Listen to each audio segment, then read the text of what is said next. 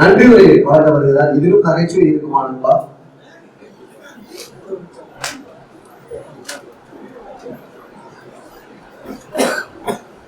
முதல்ல பாதிக்கப்பட்டவங்க ஆரம்பிக்கிறேன். எத்தனை அடி அடிச்சாலும் தாங்குவோம், தாங்குறாண்டா அப்படின்னு சொல்லுவாங்க.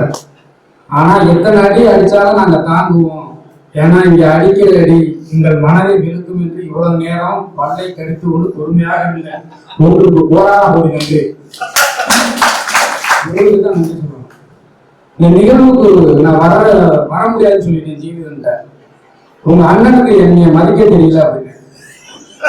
ஏன் அப்படின்னாரு, என் பேரை கீழே போட்டிருக்காரு, நன்றி உரையா கீழே தான் போடணும் பேர அப்படின்னாரு. அந்த அளவுக்கு தான் இலக்கியத்துல நம்ம பரிச்சயம். அதுக்கப்புறம் இந்த நிகழ்வு காலம் முழுவதும் நிக்க உட்கார்ந்து பொறுமையாக புகைப்படம் எடுக்கக்கூடிய ஒளிப்பட கலைஞர்களுக்கு மனமார்ந்த நன்றி. நம்ம சிறப்பு அழைப்பாளரை பத்தி சொல்லணும்னா, இலக்கிய உலகின் இதா அண்டனும் சுடா. புதுக்கோட்டையில் இருப்பவர்களுக்கு அகராதி அதிகம், ஆனா இவர் மட்டும்தான் சொல்லகராதி படித்திருக்கிறார். புதுக்கோட்டையில் சொல்லகராதி பல நூல்களை படைத்து விருதுகள் பல பெற்றிருக்கிறார். ஐயா சொல்லும் போது ஒரு 3 வகையா பிரிச்சு அதை சொன்னாரு. எனக்கு உண்மையாவே புரியல, ஏன்னா பயமா இருக்கு. அவ்வளவு ஆளுமை மிக்க நம்ம ஐயா பத்தி சொல்லிக்கிட்டே இருக்கலாம். இன்றைய நிகழ்வில் மிக சிறப்பாக சிலுக்கு தேவர்களின் சிறப்புகளை பற்றி சொன்ன ஐயாவிற்கு ஒரு சுருக்கமான நன்றி, மிகப்பெரிய நன்றிகள்.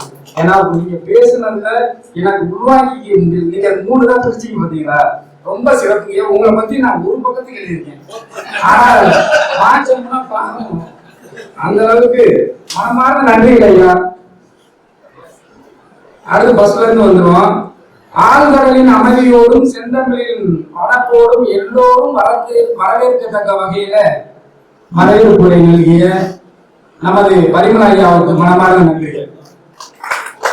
ஒவ்வொருத்தருக்கும் நன்றி சொல்ல சொல்லி நிராமன் சொன்னாரு. அதனால நம்ம அவர் மீற முடியாது. எப்பவுமே அதிகமா பேசுவாரு நம்ம நண்பர், ஆனா இன்னைக்கு குறைவாக பேசியிருக்கிறாரு. ஒரு வகுப்பறையில் பாடம் எடுத்தது போல நெறியாளர்களை மிக சிறப்பாக இன்று நிகழ்த்தி இருக்கிறார். அவன் நண்பருக்கு மனமார்ந்த நன்றிகள். அடுத்து கடலளவு எழுத்தையும் கையளவுக்கு மாற்றி கதையாளரை சுவையாளராக மாற்றக்கூடியவர் நம் ஜீவிதன். அந்த ஜீவிதன் அந்த கதையை சொல்லும் போது எனக்கு ஒரு இடத்துல வருத்தம். அந்த நாட்டாம உச்சி குடுமையை எடுத்து அள்ளி முடிஞ்சாருன்னு எனக்கு நினைக்கும் போது ரொம்ப கஷ்டமா இருந்துச்சு. மிக நேர்த்தியாக கதையை சொல்லி நம்ம எல்லாம் அந்த கதையோடு ஒன்ற வைத்த நண்பர் ஜீவிதனுக்கு நன்றி. நீரின் அளவு உயர உயர பேரிரைச்சல் குறையும் என்பார்கள். அதுபோலதான் அறிவின் அளவு உயர்ந்து அமைதியாக இருந்தாலும் சொல்லும் சொல்லை அழுத்தமாக்கி சென்றிருக்கிறார் கரூர் பாலாஜினியன் அவர்கள். அவரெல்லாம் பேசும்போது இலக்கியம்னா சாதாரண விஷயம் கிடையாது. நீங்களாம் அந்த பக்கமே வந்துடக்கூடாது அப்படிங்கிற மாதிரியே முகத்தை வச்சு பேசுனா பாருங்க. இவ்வளவு விஷயம் இருக்காங்க. நம்ம கூட என்ன மாதிரி நினைச்சுட்டு நம்ம இருந்தோம் அப்படின்னு நினைச்சு உண்மையாவே அது பயமா இருந்துச்சு.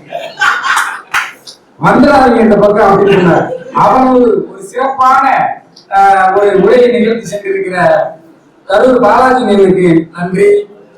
எவர் ஒருவர் கற்றோர் அவையில் அமைதியாக இருக்கிறாரோ அவர் சான்றோர் என்பதை மெய்ப்பிப்பார்கள். அந்த வகையில இதனால் வரையும் பார்வையாளராக வந்து இன்று அனலோரை ஆட்சி சென்றிருக்கக்கூடிய நடுப்பட்டி தமிழ்ச்செல்வன். அவர் தமிழ்ச்செல்வன் தமிழ் யாரோடு வந்தது என்றால் இளவரசனோடு வந்திருக்கிறது. அவர் தம்பி இளவரசன் கூட்டி வந்திருக்கிறார். அவருக்கும் மனமார்ந்த நன்றிகள். அடுத்து நம்ம ஐயா பத்தி சொல்லணும். உடைக்கு மட்டும் ஐனிக்கு போட்டது மாதிரி இருக்க மாட்டார், உடம்புக்கே ஐனிக்கு போட்ட மாதிரி இருப்பாங்க. நம்ம நிறுவன தலைவர், அந்த பதவிக்கு யாருமே போட்டு போட முடியாது. ஏன்னா அவர் நிறுவன தலைவர். அவர் தொண்டை நாளும் செய்யும் தமிழ் தொண்டை. இப்படி ஒரு அமைப்பை ஏற்படுத்தி நம்மை எல்லாம் எழுத்தாளராக உருவாக்கிய ஐயா அவர்களுக்கு மனமார்ந்த நன்றிகள்.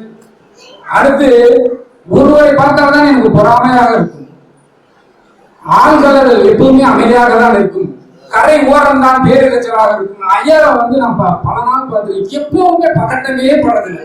நீங்க எப்ப சொன்னாலும் சரி வந்து நண்பர்களே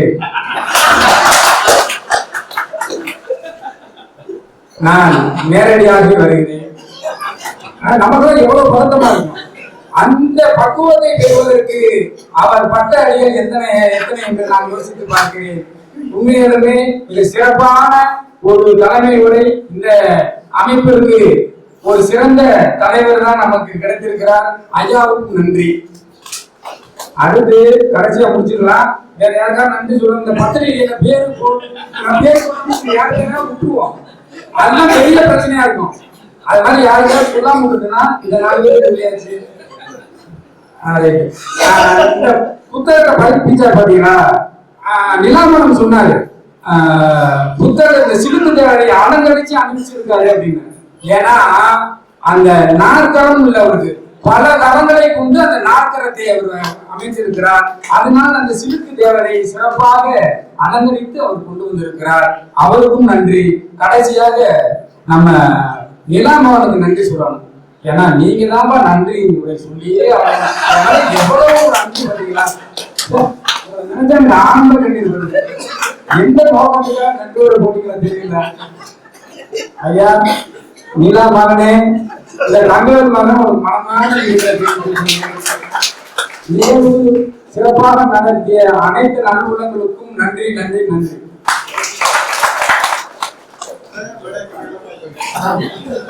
ஒரு நன்றி உரையை வந்து நன்றி உரையால சபையை கட்டி போட முடியும் அப்படின்னா அதுக்கு வந்து தோகை பதவிகள் மிகச்சிறப்பான ஒரு நன்றி உரை கலகலப்பாக்கி விட்டார். அடுத்ததாக அனைவரும் ஒரு குழு புகைப்படம் எடுத்து நிகழ்வினை நிறைவு செய்வோம். நிகழ்வு இனிதே நிறைவு பெறுகிறது. நன்றி.